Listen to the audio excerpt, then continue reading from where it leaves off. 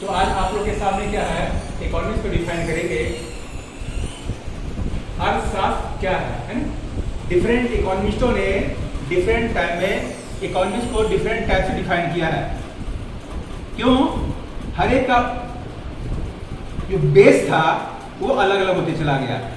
समय में परिवर्तन के साथ ही अर्थशास्त्र का परिभाषा बदलते चला गया, क्योंकि उसका रिक्वायरमेंट बदल रहा था।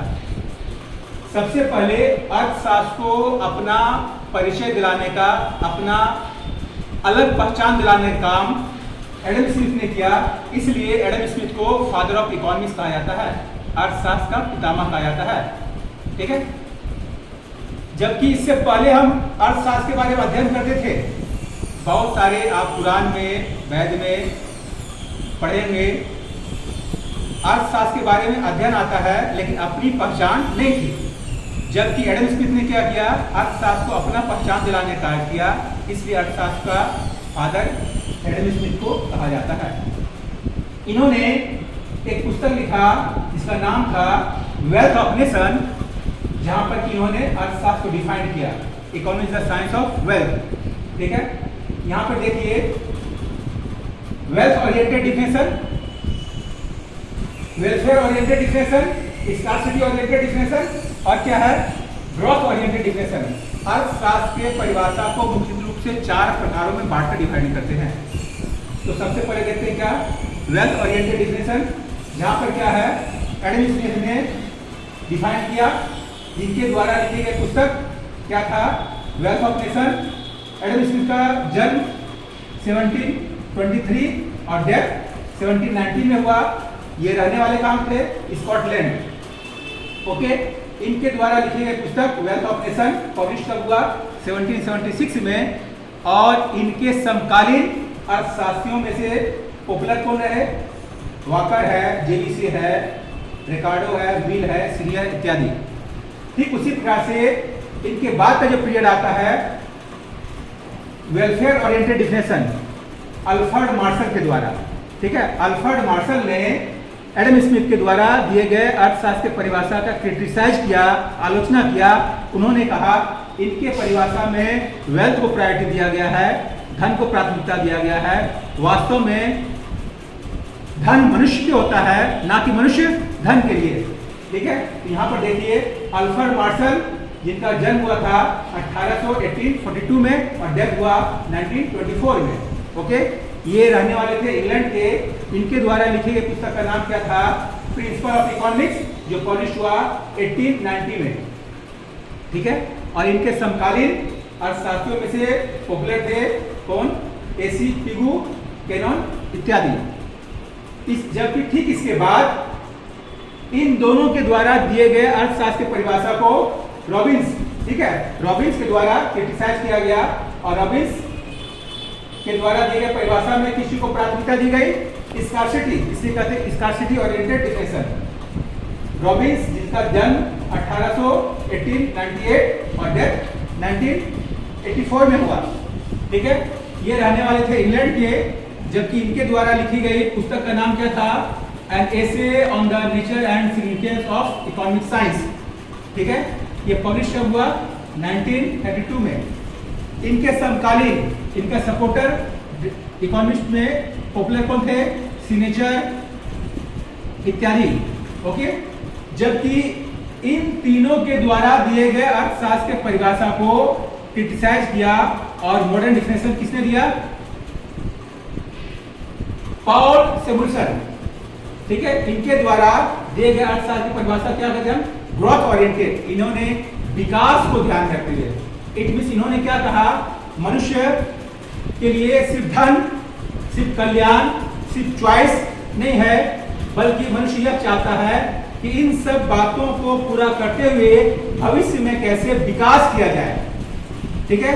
क्या बताया कि धन है, वेलफेयर है, कल्याण है, चॉइस है, ठीक है, चुनाव है, स्कार्सिटी है, ये तो ठीक है, मनुष्य इसमें तो जीता ही है। इसके साथ साथ वो क्या चाहता है कि हम भविष्य में कैसे ग्रोथ करें। इट मींस वर्तमान को हम वर्तमान के रिक्वायरमेंट को फुलफिल करते हुए हम फ्यूचर के रिक्वायरमेंट को कैसे फुलफिल करें, उसके लिए क्या है, इन्होंने डिफिनेशन दिया ग्रोथ ओरिएंटेड।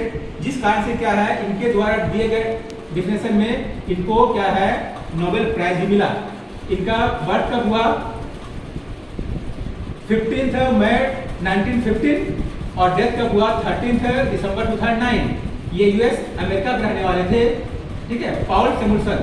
जबकि इनके द्वारा लिखी गई पुस्तक का नाम था इकोनॉमिक्स, जो पब्लिश हुआ 1948 में।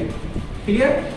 तो अब क्या करते हैं, अब आप इनके द्वारा लिखी गई जो चारों पार्ट में बटा हुआ है डिफिनेशन को हम एक एक करके डिफाइन करते हैं। आप इसको लिख सकते हैं।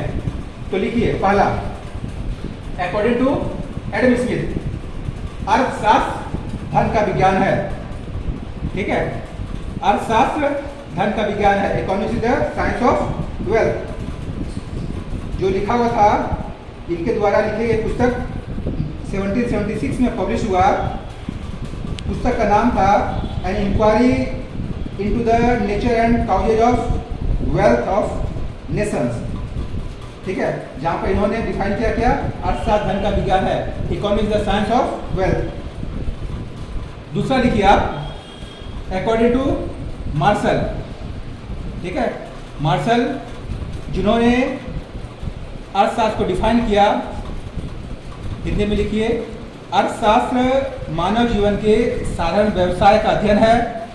यह व्यक्तिगत तथा सामाजिक क्रियाओं के उस भाग की जांच करता है जिसका कल्याण के भौतिक साधनों की प्राप्ति और उसके उपयोग से घनिष्ठ संबंध है।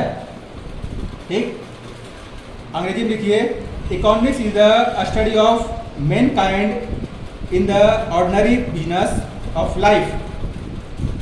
It examine that part of individual and social action which is most closely connected with the attainment and with the use of material requires of well-being। ठीक है, नेक्स्ट लिखिए, अकॉर्डिंग टू रॉबिन्स। ठीक है, स्कार्सिटी ओरिएंटेड डिफिनेशन, हिंदी में लिखिए, अर्थशास्त्र वह विज्ञान है जो विभिन्न उपयोगों वाले दुर्लभ साधनों तथा उद्देश्यों से संबंध रखने वाले मानवीय व्यवहारों का अध्ययन करता है। अंग्रेजी में लिखिए, economics is the science that studies human behaviour as a relationship between ends and scarce means which have alternative use. Okay, और लास्ट लिखिए, पॉल सैमुअल्सन के द्वारा लिखी गई डिफिनेशन, अर्थशास्त्र एक ऐसा अध्ययन है जिसे मनुष्य तथा समाज मुद्रा का प्रयोग या इसके बिना सीमित साधनों को उत्पादकीय ढंग से वैकल्पिक प्रयोगों में डालकर निश्चित समय में वस्तुएं पैदा करते हैं तथा इन्हें वर्तमान एवं भविष्य में विभिन्न लोगों तक तथा समाज के समूहों में उचित ढंग से वितरित करते हैं। Economics is the study of how man and society choose with और without the use of money to employ scarce productive resource which could have alternative use to produce various commodities over time and distribute them for consumption now and in future among various people with group of society। ठीक है, इस प्रकार से हम क्या देखते हैं, अर्थशास्त्र में मुख्य रूप से हम स्टडी करते हैं चॉइस का, और scarcity and choice known as essence of economics. ठीक है, अर्थशास्त्र में क्या है, हम दुर्लभता और सीमितता का मुख्य रूप से अध्ययन करते हैं।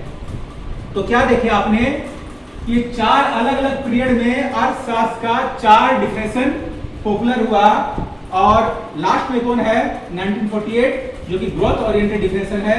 इस प्रकार से हम अर्थशास्त्र के डिफिनेशन को, इकोनॉमी के डिफिनेशन को 4 डिफरेंट पार्ट में बांट कर डिफाइन करते हैं। ठीक है, वर्तमान में भी देखा जाता है अर्थशास्त्र से मनुष्यों को यह सीख मिलता है, समाज को यह सीख मिलता है हम कैसे अपने वर्तमान रिक्वायरमेंट को फुलफिल करें अपने सीमित संसाधनों के द्वारा, और जिससे कि उसको भविष्य में भी ग्रोथ होते रहे। यानी कि भविष्य के विकास को ध्यान में रखते हुए वर्तमान समय में अपने लिमिटेड रिसोर्स का यूज किस प्रकार से करें जिससे कि मैक्सिमम सेटिस्फेक्शन प्राप्त हो। ठीक है, ये चारों डेफिनेशन क्लियर है। ओके, अब नेक्स्ट डे हम इसके बारे में और डिटेल डिस्क्राइब करेंगे, आगे चैप्टर में देखेंगे। ठीक है, आज से इतना ही।